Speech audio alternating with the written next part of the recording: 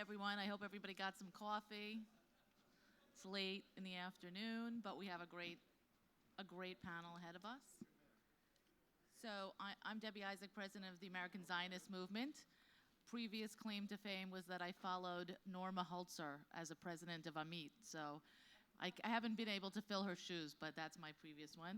And as you may have heard previously, the American Zionist Movement is the umbrella organization of 39 Zionist organizations in the US, the American branch of the World Zionist Organization. And of course, then that's fitting for me to introduce our guest, Minister Nachman Shai, who's the Minister of Diaspora Affairs, and our connection to the government. Nachman Shai was part of the represented the Labor Party in the Knesset for 10 years. And during that time, founded and co-chaired the caucus for strengthening the Jewish people. So, of course, good segue to the current position. And, of course, he served in the IDF, and there as a spokesperson, also good connection to the diaspora, and at one point served as the Director General of the Jewish Federations of North America in Israel. He will be interviewed by Lazar Berman, who is the diplomatic correspondent for the Times of Israel. He has very interesting background, but I'll just tell you a little bit. He was head of a joint learning think tank, did I get this right, of the IDF, and served in the Givati Brigade, very prestigious, and also taught at Salahuddin University in Kurdistan, did I get that right too, and is aspiring to speak Scottish Gaelic. Got to get some of the interesting things in there. Anyway, I turn it over to you, Lazar. Thank you, Debbie. Thank you for that introduction. And I would also like to thank my friends from the Conference of Presidents for coming back to Israel.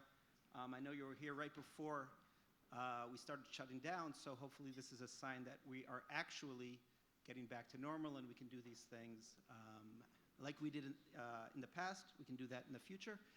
And also, Minister Shai, it's nice to be back with you, and I'm sure many people here appreciate the dignity and grace which you have brought to your public life, which is sometimes lacking in Israeli politics. So let's start. That's nice. Sure. Thank you. Let's start with Ukraine. I was in Kiev last week, and I was actually sitting with Israel's very able ambassador in his office when you called, and I had to step out so you could have a private conversation. What is your role, and what is your ministry's role in this whole tension and the talk about taking care of Israelis in the country and Jews in Ukraine? Thank you. First of all, I'd like to thank you very much for inviting me, my good friends here, the chairs of the conference, and all of you. Thank you for coming to Israel. We met recently in New York, and I think you somehow broke the siege on Israel.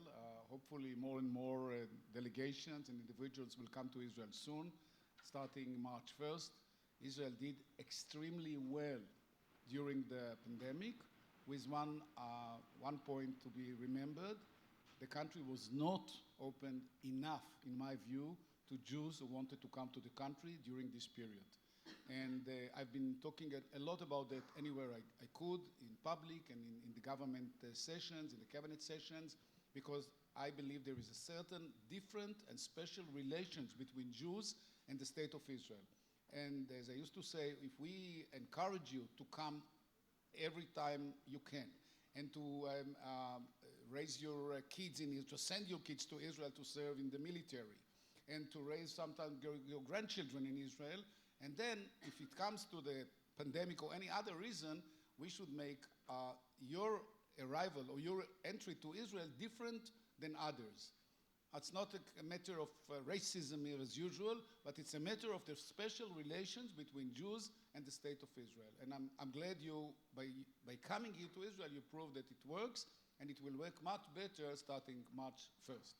It was too long opening remark, and now I'm ready to answer your questions. Ukraine. So Ukraine. It goes in the same line, by the way. It is the same line. We care very much for two groups, I would say. One, 15,000 Israelis used to be there at the beginning of the crisis. Now only 12,000 of them left. They are not coming any longer. The 12,000 of them decided to stay there as long as they want. They take the risk whatever happens, happens. But we order them as much as we can. We warn them and order them to come back to Israel because the country is in crisis and we don't know what and where will it go, the present crisis. The second is the bigger community. Around 200,000 Jews live in Ukraine. Some of them, by the way, are Israeli citizens. We've been in touch with them. As you said, we called the ambassador. I talked to the ambassador a few times recently. We actually prepared here in Israel emergency plans for both the Israelis and the Jews, separate groups. We cannot openly, you can understand that, we have to be very careful not to encourage Ukrainian citizens to leave the country at this time. Actually, we said Jews and come, but we have to be very careful. We have to work very delicately because not every government would like to see a foreign government, another government, calling its citizens to leave the country during this period. We have to take it very, very seriously, and we've heard it from them. Yes, at the same time, based on the experience from 2014, from the previous conflict there, armed conflict when Crimea was taken over by the Russians, we used to help them by sending money, helping Chesed through the joint, and other urgent needs of the Jewish community. We are ready to help them in any way. This message was delivered not only to the ambassador, to the leadership of the Jewish community there. We told them openly, whatever you need, you'll get from us, and we will. But what is the role of your ministry as opposed to the foreign ministry or intelligence agencies? Well, I took, well, first of all, no one give me any authority. I take it. So, I mean, that's how it works. I said, okay, I'm here, I'm the diaspora minister, let's see what I can do. Otherwise, I'll fall asleep and wake up, 3 years from now with the government, whatever happens to the government. No. That's what diaspora means for me. To look at the diaspora, wherever it is, and ask yourself, what can we do for you? And that's exactly the question I've put in front of me when I took office. No more what the diaspora does for Israel, which is admirable, but what can we do for you? And it's not only about America, which is North America, the strongest Jewish community in the world, but other communities, middle-sized, small-sized, all over the world. And if we can do something, we should. And by the way, now it's according to the Israeli law that we're supposed to help Jewish communities out of the country. And that's exactly what we do. We help the Ministry of Absorption in their plans for Jews who would like to come. And we're going to help the community there, all communities, whatever they need. They need food, they need communication, cell phones, satellite phones, they need equipment, whatever happens in the next few days, whatever. We asked them to prepare a list. We took note of it, and we are ready to send money and any other assistance if necessary. That's our role. Where the foreign ministry stand, you should ask Lapid. He was here or wasn't he? He was already. So this question should be addressed to him. Let me step back for a minute. We pay a lot of taxes here in Israel, and we have a lot of ministries. Can you explain why Not too many, only 28. Okay. It's smaller than the previous government. The previous government had 37. So it made some progress. So why should one of these 28 be a separate diaspora ministry as opposed to folding that within the Foreign Affairs Ministry? Because the diaspora deserves its own ministry. That's my position. In a Jewish state, we have special relations with 8 million Jews that live all over the world. Not only in America, around 6 million, but 2 million live all over. And where's my assistant Tracy? She sets up calls for Jews from here and there every day. Almost I talk to Jews from Kazakhstan and Uzbekistan and Iraq and Iran, and Syria. And I mean, we are aware of the presence and the fact that Jews live all over the world, and they look at Israel as a source of power, encouragement, inspiration, and that's our role. So I believe it's a small ministry. It doesn't cost you too much. By the way, more than ever, because this year budget was 300 million shekels. It's higher than ever. It's not sufficient. Every minister complains about its budgets. I mean, there's nothing special about that. We are never satisfied with our budget. But at the same time, we can carry certain projects that no other ministry will do. For example, we have hundreds of American campuses, by the way, covered by Hillel, Chabad, and Olami, helping young American Jewish students to study about Judaism on the one hand and Israel on the other hand. This became our role. Jewish formal education, informal education, in North America, in America, in Canada, and all over the world. And there's a variety of projects. I guess you heard about Momentum. You heard about other things we are doing. I can give you the whole list, and we are planning to do much more. I'm not speaking about Masa and Taglit and others, which have been around for a while. I think that, again, I'm saying we have a challenge here, another challenge, how to educate the Israelis about the diaspora. Don't take it for granted that all the Israelis understand what diaspora is. It's a different generation now. It's a different generation. It's not my generation. Excuse me for saying that, because you know my age. Or if you don't know, you can assume what my age is. But seriously, I've been here for over 3 generations. 60 years ago, Israelis had relatives living abroad. They knew many of them came from the diaspora. 78% of the Israelis that you see outside the Inbal Hotel walking in the street were born in were born in Israel. Many of them were born in Jerusalem. In Israel. 78 Israeli born. What do they know about diaspora? They don't have relatives there. If they travel abroad, they don't go to see a shul or to Jewish community or Jewish day school. It's not at the center of their life any longer. So we don't study about diaspora in school. So what do you want to teach Israelis, this new generation, about the diaspora? That there is a Jewish world outside. And the relationship between Jews living in Israel and out of Israel is one of the most important secrets of our survival. How and why Jews have been able to live to maintain their relations for so long, to keep this nation, the only one, the ancient nation on earth for 5,000 years. Why and how? And now, in our days, no other diaspora, speak about the Italian diaspora, the Greek diaspora, the Cypriot diaspora, or any other diaspora, have the same relationship with his homeland or motherland as we have. It's something different. And by the way, Israel was established and formed and incepted by the diaspora. I mean, we should remember that. For my grandchildren who were all born here, we were born in Israel, in Jewish state, in independent state. But 73 years ago, there was no Jewish state. How did it happen? With the diaspora. Jews moved to their homeland, established all these organizations that finally became a state. I mean, that doesn't work with any other diaspora in the world but the Jewish diaspora. So in addition to your journalistic career, before you became a politician, you also had a military career.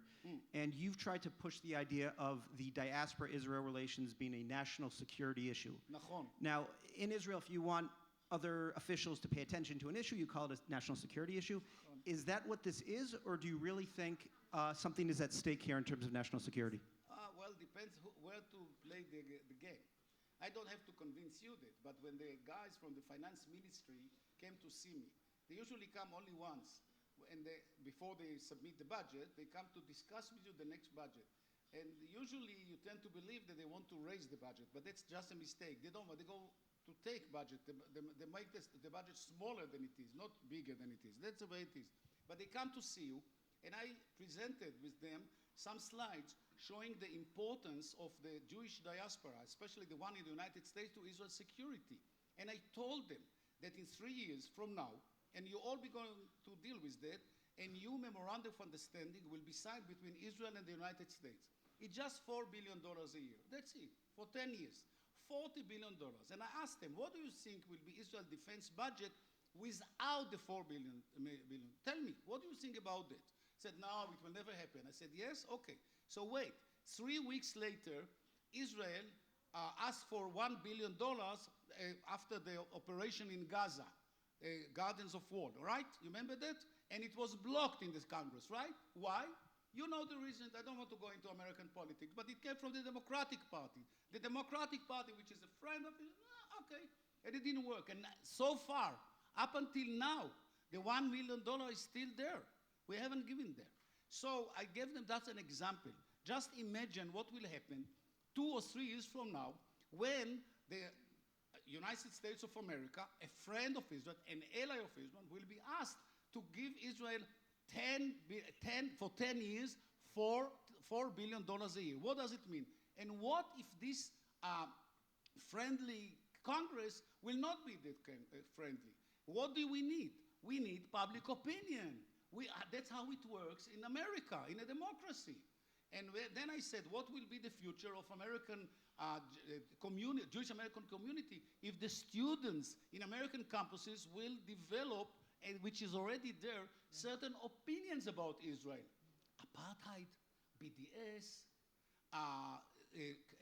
cleansing, how do you say? Ethnic cleansing. They're all there. It's all there now, by the way. They don't wait for the memorandum of understanding. This generation, present generation of young American Jews, young American Jewish students, already 25%, 30%, 35% BDS, apartheid, Palestinian state, and so on and so forth. So we have to be tuned to the public opinion, especially in the Jewish community. We need the Jewish community for that. That's where our money is going now. That's where our money is going. The budget is there, safe. Question about American politics then. Minister Lapid said that this government has rescued the bipartisan posture or consensus around Israel. Do you think that's in danger? How worried are you by what you referenced, one wing of the Democratic Party blocking funding for Israel's defense? No, I misunderstood your question. You asked about Israeli politics or American politics? American politics. Do you fear that the bipartisan consensus is in danger moving forward, or do you think we've gone back to a stable position? I'm not concerned about bipartisan, but I have some criticism about previous government, and especially Prime Minister Netanyahu, whom I personally like, and I've had many years of friendship between us and so on, but I think he made a grave mistake when he took side in American politics. It shouldn't have been done, especially his speech to the American Congress. This was a grave mistake. It's done. It's there. We have to recover. We have to rebuild relations with both parties. This has been always the story with Israel and America. It should be exactly the same in the future. Both Republicans and Democrats are asked to support Israel. There are enough reasons for that, for both parties. On the one hand, it's more a matter of values. On the other, it's more a matter of interest. At the end of the day, we expect both of them to support Israel for many, many good reasons. Are we concerned about the future? Yes, we have to be concerned about the future. If you look at the various surveys and research made within the Jewish community and out of in American Jewish community, and also about anti-Semitism in America, which I'm sure you also share with me, great concern about about anti-Semitism today in America. All comes back to the point that we have to invest much more in the United States than ever before, especially looking at the social and political changes within the American society. Do we have to go to questions now? Is that right? Or? Yeah. Anything. Okay. I'm free. So if there are any questions, yes, ma'am.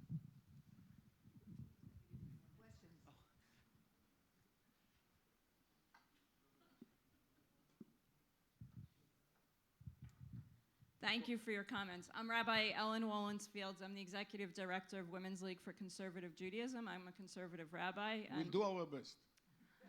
I assume. Do you know my question before I ask it? We'll do our best. I know the question. No. What's I my don't. question? No, I sorry. actually came up with the question and the answer. Okay, that's better.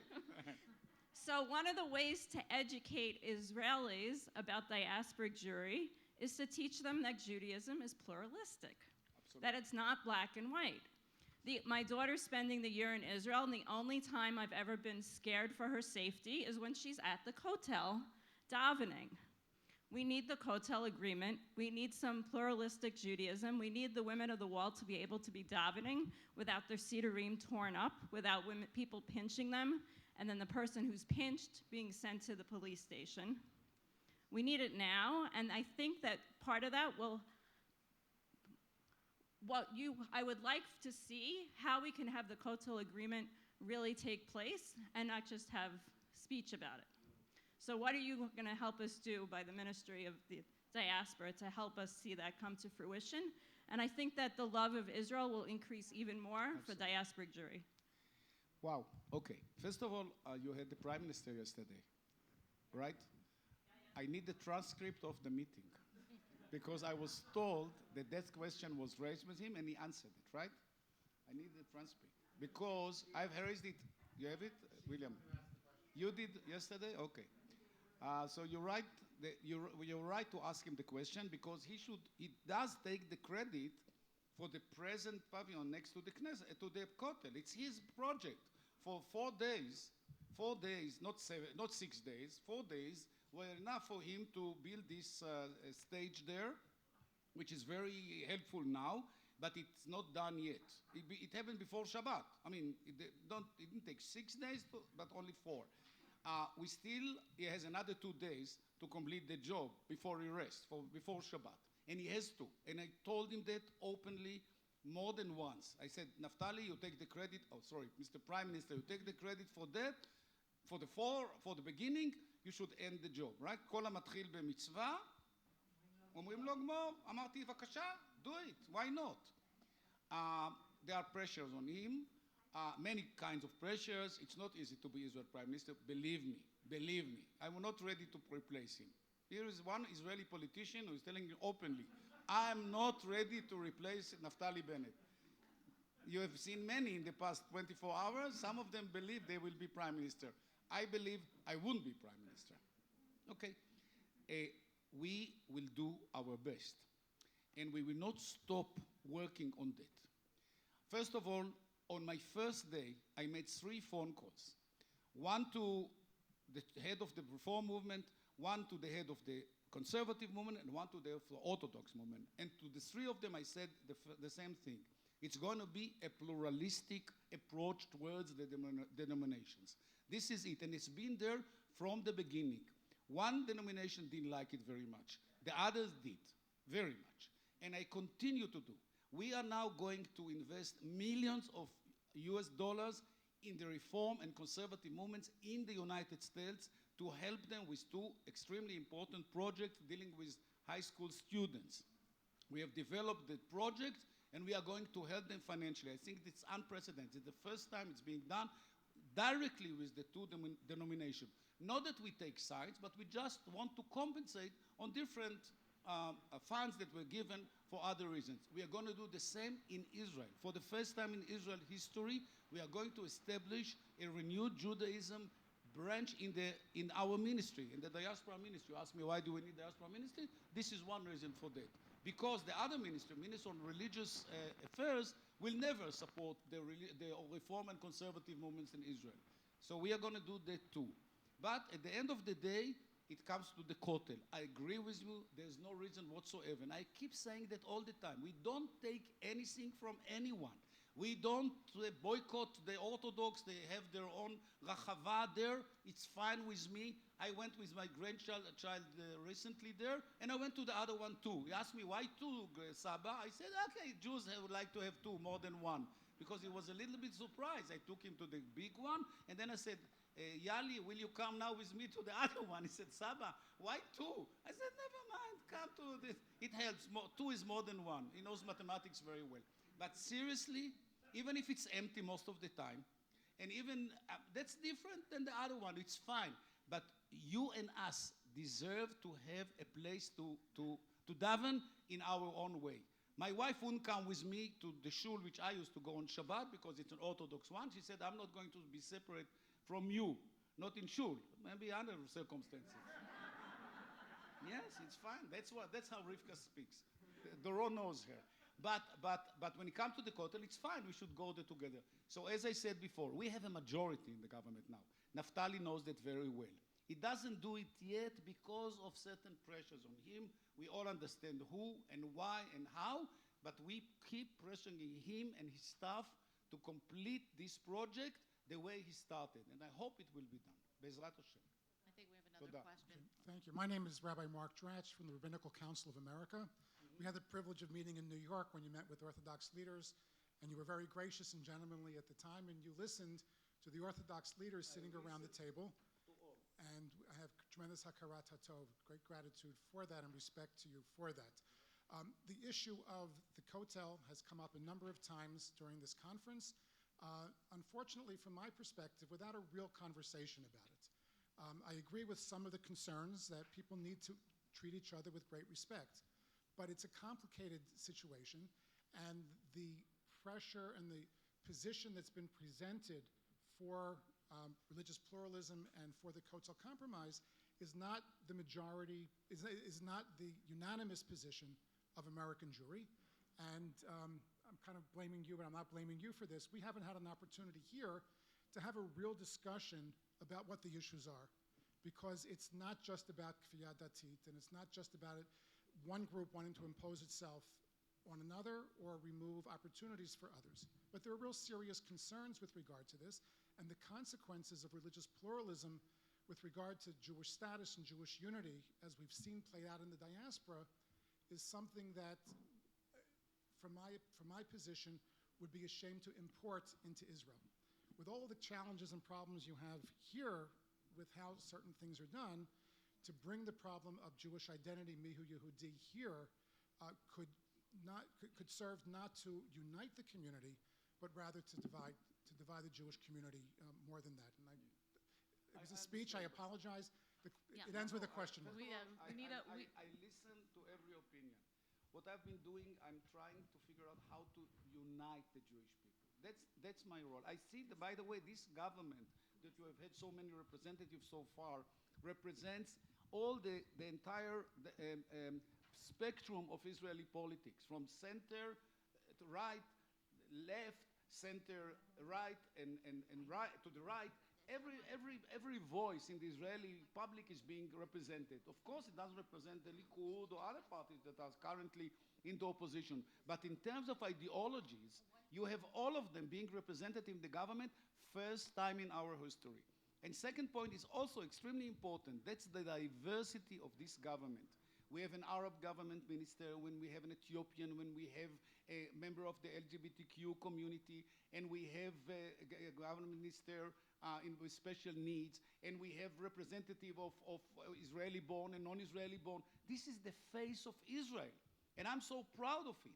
I think that by that we can represent the entire Israeli people, and we have finally an Arab party being represented in the government. It's not easy, but 2 million people cannot only serve in the opposition for 73 years. And it was the uncle of Doron Krakow, Misha Arens, at the time, in the early 80s, an American-born, well, maybe if you're not American-born, maybe it would never been happen, who was asked by Arabs to establish their own political parties. And he was told by the Shabak and other governments that, no, don't let them get organized. It will destroy the country. He said, no, I was raised in a democracy. In the democracy, people choose their representatives. And let the Arabs choose their representative to the Knesset. And nothing happened, and the Arabs are represented. And this is a sign of the power of the Israeli democracy. And I'm so pleased that we have 4 Arab members in the present coalition. Believe me, it's not easy. It's not easy. It's not an easy marriage. But we know, we're all married. We know to suffer sometimes. But I think the outcome is very positive. And especially when we speak. When I recently visited the United States and I spoke about that, it was very helpful to explain where Israel stands politically. Thank you. I know that everybody has many questions, and I want to thank Minister Shai for being here. Obviously, I would like to thank you very much. I thank the President of Conference. I know you for many, many years. I mentioned recently the name of Yuda and the first generation of leaders of the and I'm so glad that William Deroff is going to take over soon. And I thank to all the previous CEOs and president of the present conference. And I really very, very happy to meet you again and to thank you for all the great job you're doing for the state of Israel. Thank you very much.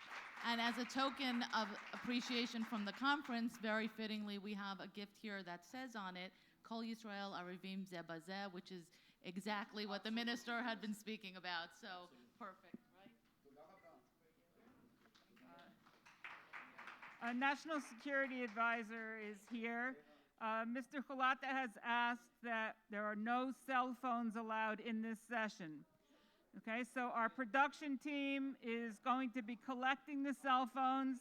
They're going to be put on a table in the Arbel room individually, so you'll be able to retrieve them as soon as this session is over. So please, we ask your cooperation. No cell phones in the room.